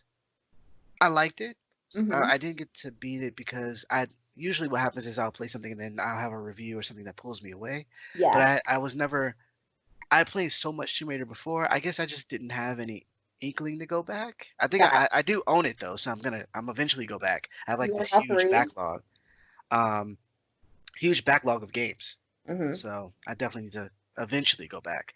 But yeah, that's video games for you. That's you know, um, that's just what they do. That's it's and it kind of makes sense because in the sense that if, for instance, Assassin's Creed, I want to say the last one, the one where you're in Egypt. Origins. Um, Yeah, I think that's Origins. I have it, and I again, like I mentioned before, I have it. I played it as soon as I got it. I played it for like I don't know 20 minutes, because that's like the amount of time. And I was like, okay, I'll come back to it. I have not come back to it. I think it's been a year. Okay, I'm gonna need you to come back to it. It's But good, right? yeah, like it's but see they released a mode where you could just kind of like walk around and like look at things and experience Egypt, if you will, with Hmm. no bad guys. And people got upset. They're like, this is you're making it too easy and blah blah. And it's like even though it's optional, people got kind of lose their mind. So like I can understand them putting bad guys back in Tomb Raider because people will lose their minds if there's not enough difficulty. I don't know. There's this whole thing about uh, even allowing easy modes or whatever in video games. I'm not gonna go there because the arguments are mostly dumb, but They are dumb. there's that. Um, but going back to what we were talking about, so there's the games and stuff that kind of change based on anxiety and how we kind of approach them. The same thing happens with films. I Yes, am a horror fan. I yes, like you are. scary movies, um, especially anything Jordan Peele is working on. Yes. Um, I'm looking forward to watching Candyman. I liked Get Out and Us, and so my anxiety there is a little different. Hmm. Um, and I think I'm just kind of used to it. Similar to like how if you're watching like I don't know like a coming of age story, you Hmm. kind of know the certain like the plot beats, right? You're like, okay, this is when they have a run-in with the law, or if they're orphaned, they'll have a run-in with their new parents, or whatever the case may be, and then they go through this streak of being like horrible people, and then they Hmm. finally go through something that allows them to mature, and then they learn something, blah blah blah blah. There might be a twist, might not Yeah. be, but it's usually the same thing. Different characters, mostly the Hmm. same thing. It's similar to horror. Um, Outside of I mean the last few years have been kind of great in the sense that they're taking normal things and kind of making them different or flipping them on their head, Yeah, exactly. um, and doing it in really intriguing ways. And so horror has gone up in the last I want to say 10 years. Like it's gotten a lot better. A lot of really good horror films. And so my anxiety there is a little different because I want to kind of be scared, and I never kind of get there. I mean, there's some films and shows that have scared me, like a Yeah. jump, like oh, Hmm. or they've been so creepy that I kind of like think of them, like after I leave the theater, I'm kind of like they're like in the back of my mind, for a few days.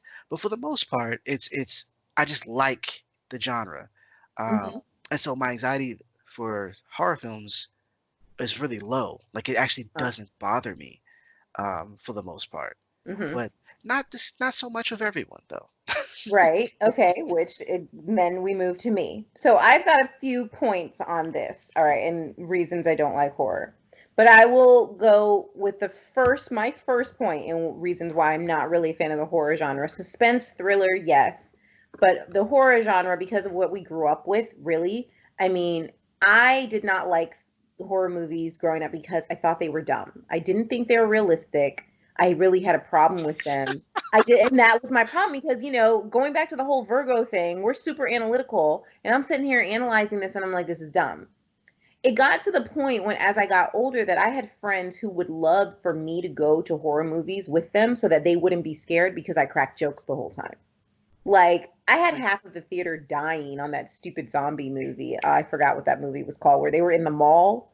Everybody was like stuck in the mall, and they were like, okay, well, the best, like, they were in the mall the whole time, and then they like got some vans and then try to drive their vans to some oh, island. you're talking about the Day of the Dead remake or Dawn of the Dead remake. Something like, yeah, that or whatever. And so I had half of the theater laughing wherever I was because I was just like, this is so dumb. So I was just cracking because my friend, she was pressed to go. She loved going to horror movies with me. I was always her date, so that she wouldn't laugh, so that she wouldn't get scared because she wanted to see him. So that was my first thing growing up and having, especially one of my really close friends who lived across the street was always forcing me to watch these movies with her, like Sleepaway Camp and and all the not the Friday the 13th. And I Right. was just like, I don't understand why this dude in a mask is just running around trying to kill people. I just didn't get it. Freddy Krueger was a little bit of a problem because Freddy Krueger was a little bit more of a mind bend, like Right. this guy with really messed up skin and weird nails, and then he comes to you while you're sleeping. Now that actually did have an effect on me. That did bother me. But other horror movies, like it just really wasn't a thing. It was just I just didn't like them. I found them to be irritating. Now, part B of my horror movie connection. Um, Part B is I swear where I grew up is like was built on an old Native American burial ground or something. I am sure of it. I know that my neighborhood is haunted. Everyone who lived there knew it was haunted. I shouldn't say everyone because I didn't know everyone, but everyone that I knew said it was haunted. We all had ghosts in our house. It still creeps me out. We have woods, we have a creek. There are things down there. There's an emotion. There are spirits. There are ghosts in my house, and I knew this because like the ghosts, I guess they were friendly. They used to lock the door for me because I didn't lock it because I used to always forget to lock the door because I didn't like being locked in the house by myself because I was scared all the time as a little kid. And so I had a friendly ghost that was always locking the door. I had a birthday party one year, and I'm telling you, there was a ghost on my stairwell. It was a woman. I saw her outline, and I'm telling you, the whole time we were having a great time eating Popeye's chicken, doing girly things. We were all sitting around having fun, and my friend kept saying, "There's something on your stairs. I keep seeing it." We ignored her the whole time for 2 hours. Where we ignored her. She's like, "There's something on your stairs. I'm telling you, I keep seeing something going up and down your stairs." And I was like, "It's probably my mom in the corner checking in on us because my mom's nosy." And I'm telling you, for 2 hours, she just kept saying this over and over again that there was something going up and down my stairs. So we were all sitting there talking, and then I looked up and I saw the perfect outline of a woman on my stairs, standing on my stairs, and I flipped out, and all of my friends started screaming and crying. One of them was like, "I want to go home, call my mom, come pick me up. It's 2 in the morning. That's not going to happen. She's not coming." Like all of this kind of stuff, right? My point in bringing any of this up is that I had a haunted childhood, and there were a lot of things that happened in my childhood that didn't need to remind me about ghosts and spirits. So, mind you, horror movies that I watched I thought were dumb because they weren't realistic. Now, if you move over to other movies that were typically like religious based, those would mess me up because I was like, yeah, I can't do that. I can't. Do not put a crucifix. Do not do any of these things that is going to make me see red. I can't go there. So that's my other line. And then basically the third part of that is like when I said before it takes a lot to scare me, like that's based off of I would say this, and I know everybody listening probably thinks I'm insane. Well, I am categorically and diagnosed. So just bear with me here. Um, I'm saying that I had a childhood and like in a young adulthood full of like believing in ghosts and spirits and all kinds of stuff. And like I said, my childhood was haunted, and I know it was, and I know the ghost followed me to college. Okay, I'm just saying that See, this you is. need to tell people about this stuff. I See, I I have amazing stories. I can't see, I can't come visit. Um, you don't believe the chick in the corner saying that she sees stuff. See, that's rule number two of the Yeah, horror movie language or rule book. Like, if someone says they see something, you need to believe them and you need to get the believe hell it. out of there. You Like, need yes. You need to believe it. And you know the worst part is that my friend who was like, "I want to go home," we made her stay. Like she was see, trying to get out. We're like, "You can't just leave us. It's my house. Y'all just gonna leave me in my house with the ghost? No, no. You gonna stay here with me. We all gonna yeah. deal with this." But I'm just saying, like, so that kind of childhood and young adulthood, that extended all the way up into a certain point in my life. And then so basically just to like be fair enough to myself, by the time I moved out into my own apartment, I felt like that ended. Well, I shouldn't say it completely ended, but for the most part. And so I think that after you leave a certain part of your life, like how kids don't believe in monsters under the bed anymore after a while, you Right. can't scare them about it anymore. And so it's like when you're an adult and then you see a movie about monsters under the bed, you kind of want to go and see that movie because monsters don't exist under the bed anymore, and there's a Oh, nostalgia to it. So that's the lull. That's what brings the adults into the R-rated monsters under the bed movie.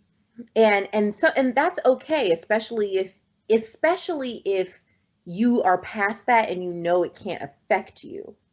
But So what I'm saying is like in real life, when somebody tries to sneak up on me or scare me or do something scary, I'm so far past that. I'm like, you guys, I've seen scary, okay? I've seen some things in my life. All right. So whatever little pranks you guys are pulling or whatnot, it can't get to me. But there are certain things that I cannot and I refuse to reintroduce into my Zen adulthood at this point because they have too much impact. And that's what shoots me through the roof. And so because like it's just being, smart and being adult about certain things. It's like, you know what? I quit smoking 10 years ago. Maybe I shouldn't go to the cigar bar. Maybe it's not a good idea to go to the cigar bar for to meet friends for Right. drinks today, you know? So they're aside from the movies that I just think are dumb and I don't necessarily find entertaining, there are horror films out there that I think probably would be fantastic that I'm just like I can't go see. So I typically don't go see horror movies, but like I know that there are good ones. First of all, the international ones are the best. I don't like American horror movies. I think they're terrible.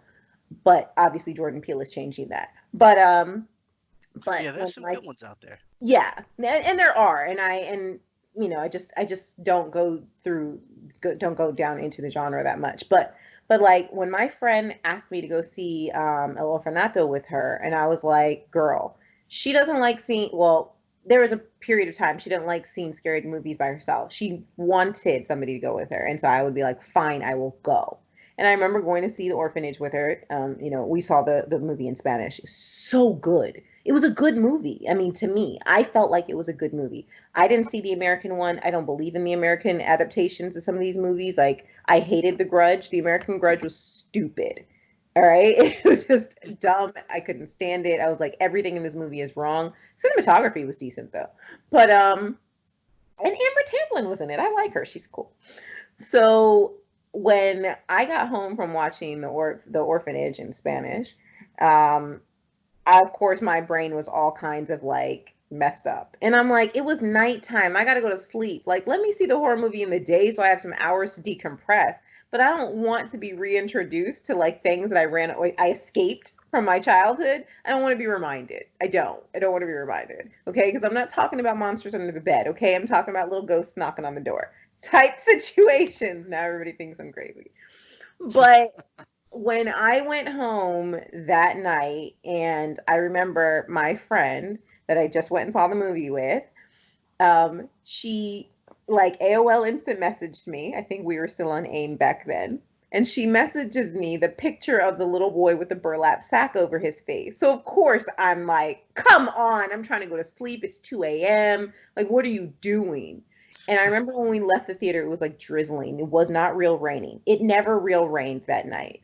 She sends me that picture, right? And I look at it and like, cause I hear ding, my computer was always on. I hear the ding, I look up and there's the little boy on my computer screen. I am pissed. I am pissed. I text her. I'm like, you are a horrible person. You're a horrible friend, and I hate you. And then you want to know what happens next? Can you What? guess? Mm-mm. The power goes out in my Yeah, house. so it's time to go. Power gone. The block is dead. There's no power. It's barely even raining.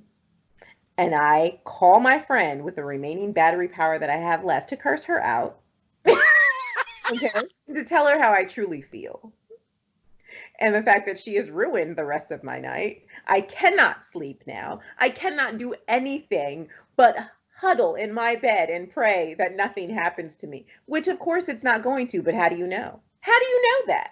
How do you know nothing's going to happen? Okay? Stranger things have happened. That's just all sorts of crazy. Yes, and I dealt with it. So my point is that was definitely very traumatic for me. And she also had problems sleeping that night too. She felt very badly for sending me the picture, so she had a horrible night too. But then, of course, she went off and saw some other scary movies on her own, and then she called me. She's like, "Hey, I went and saw this, and I can't sleep." And I'm like, "So why are you calling me?" I'm like, "I'm not the one who put myself through this."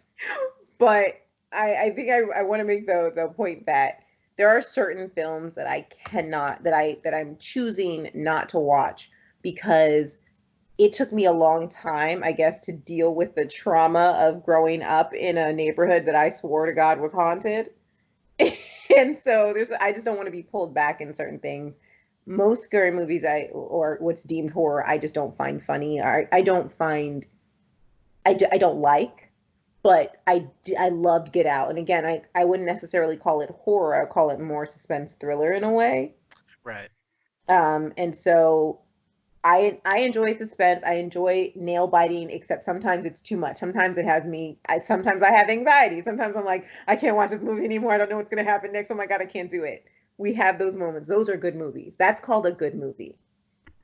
And Yeah. so there are things I want to see more. Like I saw Pan's Labyrinth, which again I don't necessarily know if people call horror, but It's close.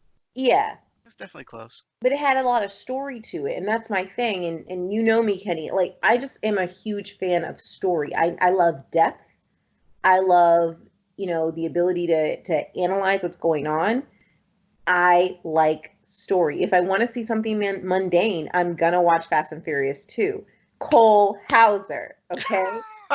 I'm just saying that's what I'm gonna do. But otherwise, I want to see something with story and depth. And if I can't find that in your basic horror movies, then I'm not even gonna put myself into it. It has nothing to do with it being scary. It has everything to do with it being dumb. Drag Me to Hell. What was that movie? I hate that movie, and I love Alison Lohman, and I hate that movie. Man, I haven't seen that one. I heard it was okay. Um, but I think let me see, because for me, I like the idea of being scared, because Mm-hmm. for the most part, they don't scare me, and um, also the stories have gotten better. Mm-hmm. Because there's like the movies that are like kind of they're horror, but like on the opposite end, where, for instance, like I like I guess this is more like the typical horror zombie movie, Train to Busan. I love Uh, that. really good film. Uh, because it has it's centered on the two main characters and their growth, or Yeah. mainly the one character actually, and Yeah. his growth over time, and Yeah. told really well and actually realistic in the sense of how dreadful it could be. Um, Yeah. like living through that type of situation. And then The Girl with All the Gifts, I thought was really well written. It's based on a book that's also pretty awesome and uh, has a really interesting story and how they go about zombies and it's not what you would typically see in Mm-hmm. these type of films. But then on the flip side, where it's like a little bit more headspace, like um, where they take a theme and then they run that through the gambit. So Yeah. like Midsummer, which is a movie I never need to see again, um, is essentially like a breakup film. But what happens is like it's just insane. Uh, it's a good film.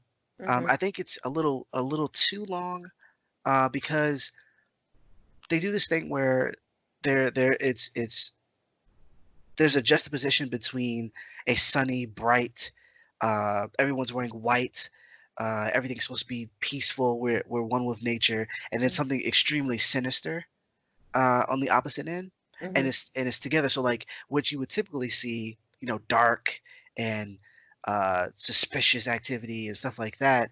It's more seen like no, we're kind of upfront about it, Mm-hmm. and what works really well and similar to like for instance the trailer for the second It film, where Mm-hmm. they do something where the characters put in a place that seems normal, Mm-hmm. and they realize that it's not normal, and that moment of realization is the scary part because now it's like, do I let on like the people around me obviously know that this is a bad thing. I'm the one who's out of the loop. And now that I caught on, I have to act in a way that people don't know that I'm catching on. It's Yeah. like it's that moment of clarity, like, oh my, this is not what it seems. The thing with Midsummer was that it had long passed that, and the film was still going on. Once they Oh. got to the point where it was like, oh, this is like I'm already suspicious of these characters because of the setup, but now I'm super suspicious, and I know that something wrong is happening. Mm-hmm. And even though there's bright, it's sunny because they go to a part of the world that the day is a lot longer than normal, Mm-hmm. and so it's weird in a sense because you're kind of it kind of puts you at ease, but at the same time, because you know something's wrong, it's disturbing. And kind of like, like watching someone smile fade. It's like, Mhm. oh, you're happy. Oh, you're not really happy. Oh, Okay. yeah. Mhm. Um, and so, but because it's longer, it's like, okay, I get it. Something's bad gonna happen. I know it. Let's skip through this. We don't need this whole scene. You can chop this part up, et Ah, cetera, et cetera. But for the most part, it's a very, very good film. But it's just they take a theme and kind of stretch it. yeah. Um, and that director, similar to Jordan Peele, uh, takes things that are familiar and kind of stretch them out of the whack to make his horror films. Mhm. And they're really good in terms of being thoughtful, well written, smart characters, Mhm. um, things that not completely of the, like the genre, but like are things that you don't necessarily see. Like Friday the 13th, the first one, really good, but second one, people started to be really dumb. And then Right. they continue to be really dumb, and that's kind of like the makings of a horror film, where like, you know, we heard someone scream and we're gonna go check it out by ourselves, without the gun, without the light, without friends, without backup, without whatever. Like we're gonna go do something really really dumb, Right. and then end up being killed, and then someone's gonna follow. Like they kind of get out of that, Yeah. and they make really good films. Get Out was awesome. I don't like it's like you said. I don't think it was a horror film per se. Yeah. Um, I am glad he won awards for it though. I Uh, mean, it deserved it. It was so good. Very, very good. Well, because Uh, it was a true story. Right? Right. um, and then Us, which I know is kind of split in terms of people liking it and disliking Mhm. it. I'm a big fan of it. Mhm. However, I do know that the premise, because he uses real things, Mhm. once you start to divulge too much information, people start having questions. Yeah. Um, if you just kind of let it be more of a mystery, then it's like I'll just go with it. But once you Yeah. start adding realistic stuff, it's like, wait a minute, that doesn't work. That doesn't work. You Yeah. start to poke holes. But aside from that, his symbolism and the messages that he has hidden within the, some of it blunt, some of it not so much, hidden in the horror itself, it's really freaking good. Mm. And even on, like, I've watched it multiple times now, and I'm like, this is really good. Plus the soundtrack is amazing. Okay. Very, very good. There's this whole duality between the characters with the tethered and the regular people, and they Yeah. do that with the music as well. And they make it so that, like, they're combining instruments that usually aren't with hip hop or jazz or whatever, and making this weird soundtrack that works really well for the film. Soundtracks are important when it They're comes really, to, I was just about to say that they're so important. They make everything, and I really want people to understand that. We could probably talk a whole hour on just how soundtracks affect everything. Cowboy Bebop, hello. Do you think Cowboy Bebop would have been half of what it was without Yoko Kanno? No. nah, definitely not. But yeah, so there's definitely an appreciation despite my anxiety, and there's times where my anxiety kind of helps in a sense. Yeah. The movie The Descent, it's a really good film, and it deals with, real quick, these people that are, they're going cave dwelling, or like, I guess spelunking or whatever. Spelunking. Yeah, The word uh, is spelunking. they're exploring a new cave system, and they get stuck down there with all these monsters, and Ew. it's very claustrophobic.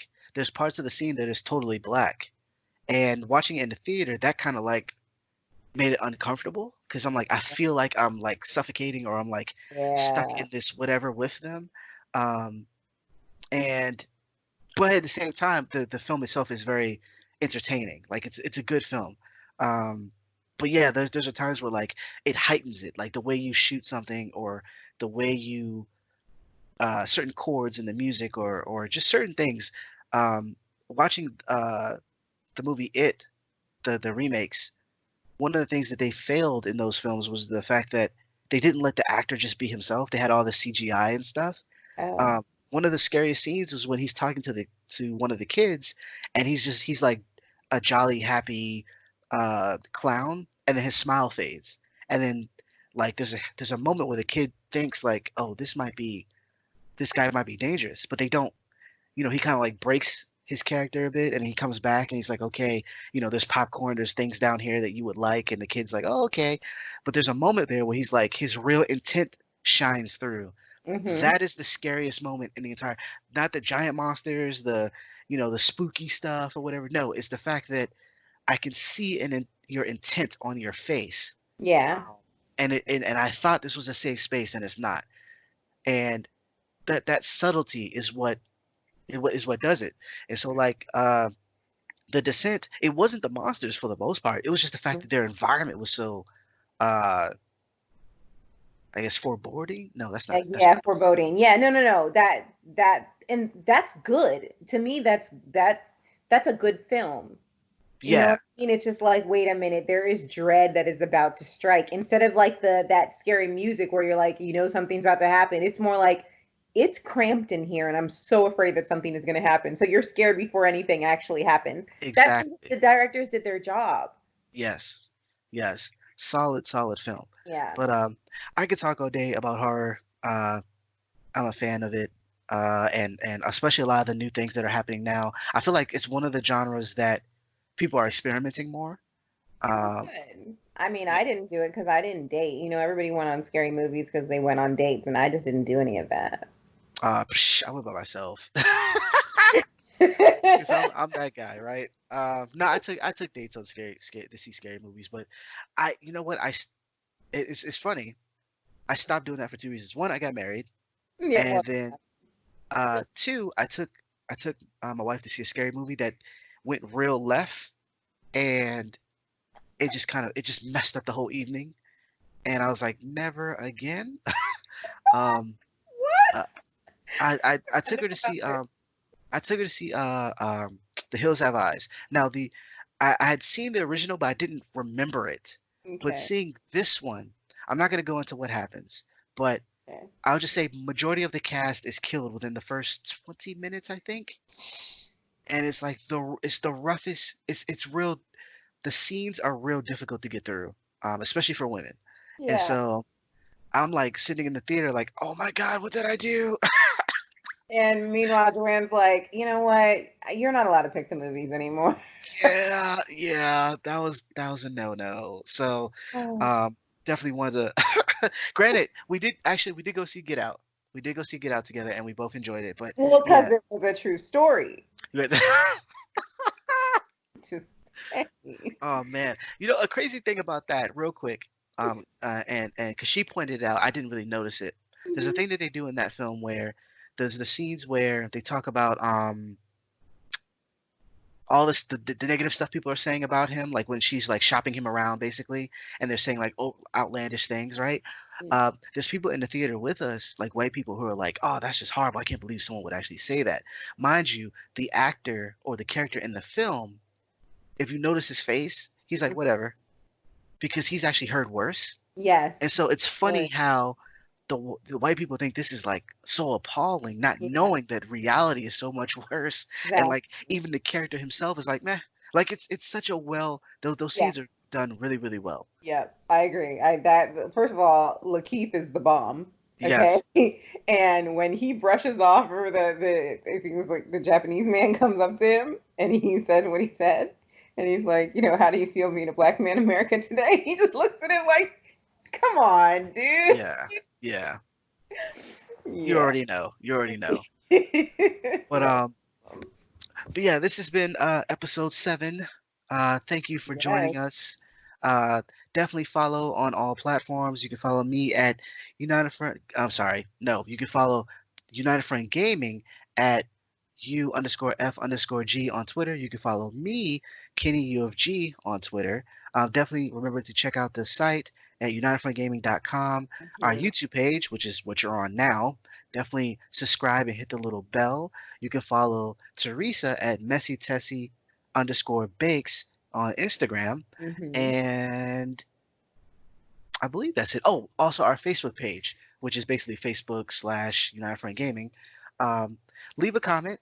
Let us know if you enjoyed the show. If you want us to talk about certain topics, Mhm. certain things you like, you didn't like, just be respectful. Yeah. Um, and talk to us about your anxiety. If you have an anxiety and how that uh, helps or prevents you from experiencing certain media, we would like to hear it. And we might bring it up in the next show. You never know. Yep. Um, we shoot or not shoot, eventually shoot, but right now we record on Mm-hmm. Thursdays. The uh, podcast will be up on Friday for Yep. everyone to listen. So today for you, if you're listening now, um, and so definitely check back every Friday Mm-hmm. to hear more of the Gamecast. All right. Um, What are we going to be watching? What's playing in the background? so because this was anxiety based, I thought it would be great to have something that is very low key in terms of anxiety. And Got it. so we're playing Super Lucky Tail, and it's basically a platformer in the vein of like Super Mario 64 or Donkey Kong Country. And it's chill. I mean, there are some times where I miss a platform, but for the most part, I do pretty well. I beat both of the bosses that you're gonna see without getting hit once. So unless you're like, thank you, thank you. Unless you struggle with platformers, it should be a chill. It's very cartoony. It should be okay. It should be relaxing. So, yeah. All right. Well, that's it for tonight. We thank everybody. If you made it through the entire cast, we really appreciate you being here, and we hope to see you next week. Bye bye.